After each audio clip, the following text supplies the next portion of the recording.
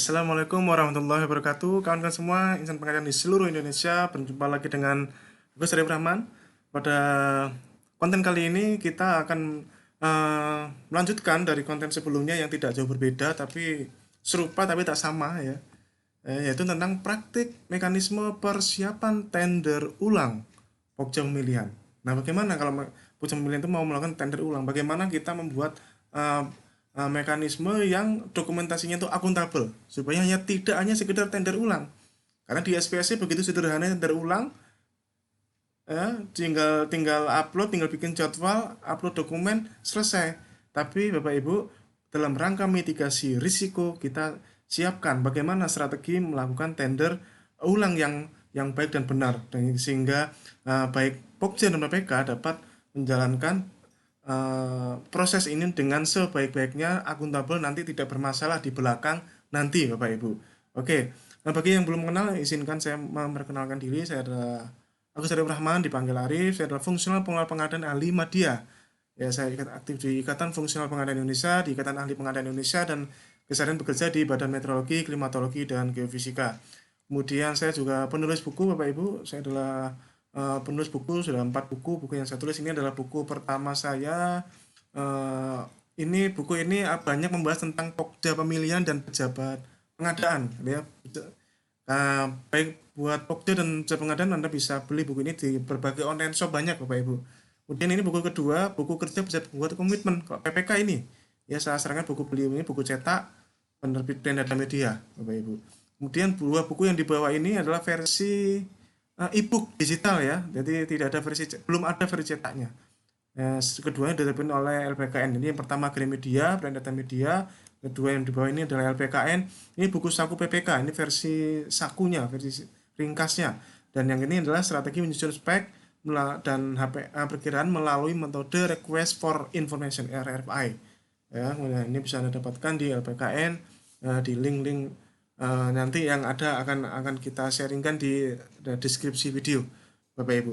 Nah, kemudian izinkan saya menunjukkan sertifikat kompetensi yang saya miliki, Bapak Ibu. Ini adalah sertifikat kompetensi ahli muda yang saya miliki di tahun 2016, dan inilah daftar kompetensi yang saya miliki, Bapak Ibu. Kemudian ini adalah sertifikat kompetensi ahli media yang saya dapatkan 2019 yang lalu, dan ini adalah daftar kompetensi yang saya miliki, Bapak Ibu. Nah, oke, kita langsung saja Bapak Ibu ke materi, ya, ke sharing kita hari ini adalah sharing Bapak Ibu. Yang namanya sharing, kalau Anda cocok silakan Anda gunakan, kalau tidak cocok ya diabaikan saja ya. Saya hanya sekedar ingin memberikan kontribusi buat seluruh pelaku pengadaan di Indonesia, Bapak Ibu. Nah, praktik mekanisme persiapan tender ulang Pokja pemilihan. Bagaimana Bapak Ibu? Nah, dasar hukumnya ya, kita berbicara dasar hukum dulu. Ini sudah diatur di dokumen pemilihan di bab 3.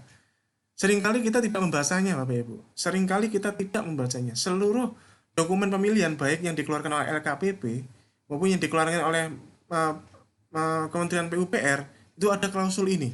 Kita lihat sama-sama. Klausul ini. Sudahkah Anda pernah membaca klausul ini, Bapak Ibu? Ini adalah kalau Anda menggunakan bab 3, kalau Anda menggunakan pasal kualifikasi. Ada diatur di klausul nomor 34. Tender gagal dan tender tindak lanjut tender gagal. Diatur di sini. 34.4.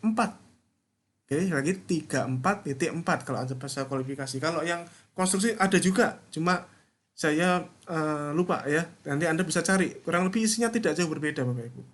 34.4. Satu klausul inilah yang ingin kita bahas di materi ini, Bapak Ibu. Yaitu apa? Ini 3.4. Sebelum melaksanakan tindak lanjut tender gagal, Pokja pemilihan Pokja pemilihan atau Pokja pemilihan pengganti, bisa saja Pokjanya diganti ya, melakukan review. Nah, ini dia, melakukan review atas penyebab tender gagal. Ini Bapak Ibu, saya kasih tebal ya, penyebab tender gagal. Review atas penyebab tender gagal. Sudahkah Anda pernah membaca ini Bapak Ibu? Bab 3 instruksi pada peserta di klausul nomor 34.4 kalau pasal kualifikasi.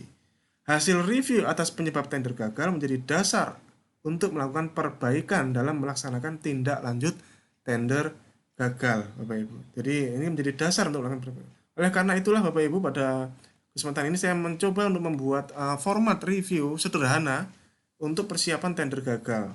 Ini nanti akan kita sharingkan nanti ya Bapak Ibu, untuk Anda semuanya Anda bisa modifikasi nanti. Ya, kita sharingkan dulu bagaimana mekanismenya. Ya, bagaimana mekanismenya? Mekanismenya setelah tender gagal itu harus ngapain? Ya, setelah tender gagal saya harus ngapain? Kalau Pokja yang sudah senior, sudah pengalaman, saya kira ini adalah hal yang biasa saja, Pak Ibu. Tapi bagi Pokja yang baru, tentunya ini eh, menjadi panduan, Bapak Ibu ya. Anda harus ngapain kalau setelah tender itu gagal? Oke, Pokja membuat laporan tender gagal kepada PPK, itu pasti. Ya, format laporan Anda bisa lihat ya di konten YouTube saya yang lain, format laporan kepada PPK. Ya, sampaikan bahwa tender gagal. Seperti itu. Kemudian Pokja mengundang review persiapan tender ulang.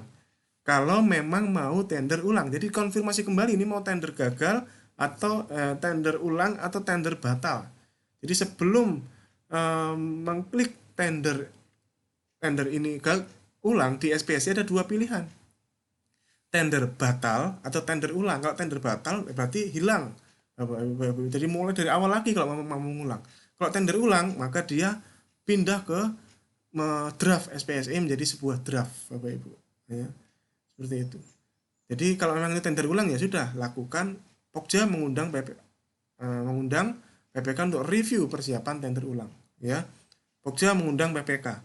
Nah, kemudian dilakukanlah pembahasan penyebab kegagalan tender dengan PPK seperti tertuang di dalam klausul nomor 34.4 tadi, review atas penyebab tender gagal. Ya, ini harus dilakukan, mekanismenya prosedurnya harus dilalui supaya setiap tender ulang Anda itu akuntabel Bapak Ibu, sesuai dengan bab 3 instruksi kepada peserta. Oke. Kemudian kalau memang ada perubahan DPP, ada perubahan dokumen persiapan pengadaan, entah itu speknya, HPS-nya, rancangan kontraknya. Nah, PPK kirim DPP revisi. Ya, kalau ada perubahan.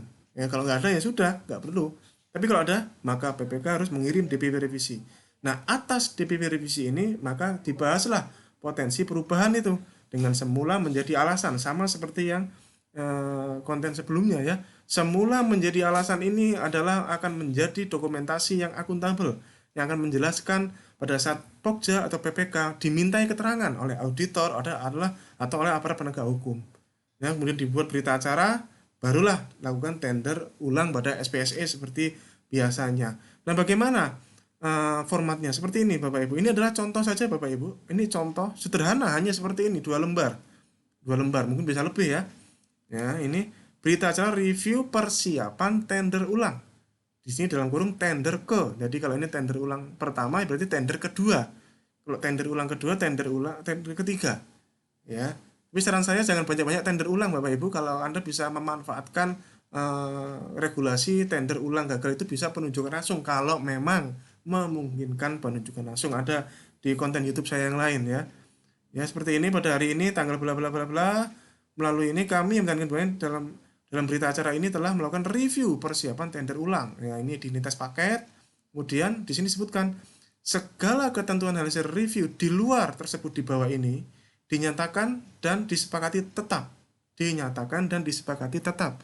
Seperti tersebut pada berita acara review sebelumnya, Bapak Ibu. Jadi kita tidak perlu mengulang lagi, nggak perlu Bapak Ibu. Tetaplah cukup pakai review sebelumnya, tapi kalau ada perubahan tuangkan semuanya di dalam berita acara review persiapan tender ulang ini. Ya, jadi praktis, efektif waktunya Bapak Ibu. Ya kan disebutkan di sini segala di luar yang tersebut di bawah ini dinyatakan dan disepakati tetap. Oke. Di sini nomor 2, Pokja pemilihan telah melakukan pembahasan alasan kegagalan tender sebelumnya dengan hasil pembahasan sebagai berikut. Nah, jadi ini nomor 2 ini adalah memenuhi ketentuan yang tertuang di sini, review atas penyebab tender gagal. Ya, setidaknya jelek-jelek kata lah Bapak Ibu menggugurkan kewajiban. Tapi Bapak Ibu ini justru ini sangat penting loh. Ya, ini untuk akuntabilitas nanti pada saat ternyata tender ulang sudah ada pemenangnya, tidak gagal lagi.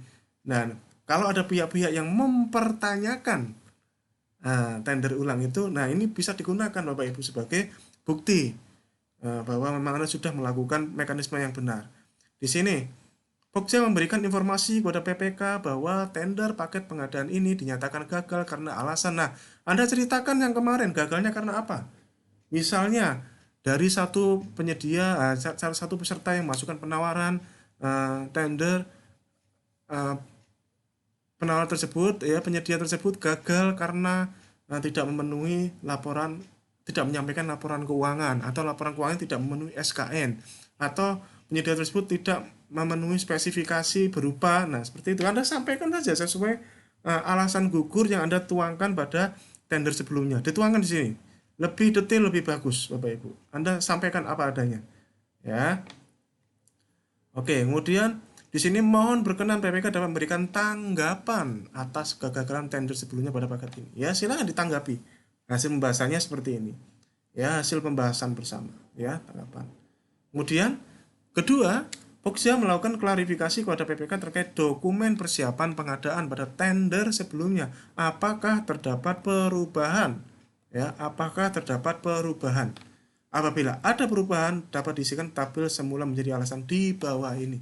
Nah, ini akhirnya sama dengan yang kemarin, yang konten sebelumnya tentang adendum dokumen pemilihan. Semula menjadi alasan kalau memang ada eh, perubahan DPP, perubahan dokumen persiapan, entah itu di speknya, di atau KAK, di HPS-nya, di rancangan kontraknya. Nah, itu silakan. Semula menjadi alasan ini menjadi bagian dari yang tidak terpisahkan. Nah, bagian keempat, Pokja telah melakukan klarifikasi pada PPK dan yang menyatakan dan memastikan segala macam perubahan pada DPW revisi ini tetap mengacu pada prinsip-prinsip pengadaan, tidak mengarah kepada satu penyedia tertentu, serta menjaga etika pengadaan sebagaimana tercantum pada dan diatur pada Perpres 16 tentang pengadaan barang jasa pemerintah. Dan tanda tangan seperti ini. Oke, ini adalah masukan Bapak Ibu. Ini versi tanda tangan, ini adalah strategi ya, tanda tangan versi digital. Saya menggunakan Zoho seperti ini ya, Zoho. Kalau jadi kalau menggunakan versi Zoom nggak perlu pakai tanda tangan, kirim file terus tanda tangan, nggak perlu, cukup seperti ini aja. Ya, digital melalui ya seperti ini. Ini adalah salah satu strategi yang bisa Anda pertimbangkan untuk dimanfaatkan. Oke, saya kira seperti itu Bapak Ibu, semoga bisa dimanfaatkan. Ini adalah mekanisme tender ulang, langsung melakukan tender ulang kalau memang ini memang perlu dilakukan pengulangan tender Bapak Ibu. Semoga bisa bermanfaat ya, bisa bermanfaat buat Anda semuanya. Ini adalah channel YouTube saya @agus_rahman, banyak konten-konten di sini bisa Anda manfaatkan. Mohon bisa like and subscribe channel YouTube saya Bapak Ibu, dan ini ada buku-buku saya, silahkan Anda manfaatkan, bisa dimiliki sebagai referensi Bapak Ibu. Dan ini pesan moral buat saya sendiri Bapak Ibu dalam menerjuni bidang pengadaan. Makanya kita niatkan ibadah dan amal jariah agar diri kita terhindar dari segala macam keserakahan. Jadilah pelaku pengadaan, bukan pemain pengadaan, dan jangan korbankan orang-orang yang menunggu Anda di rumah. Terima kasih Bapak Ibu semuanya, terima kasih, sukses buat Anda semuanya. Assalamualaikum warahmatullahi wabarakatuh. Salam pengadaan.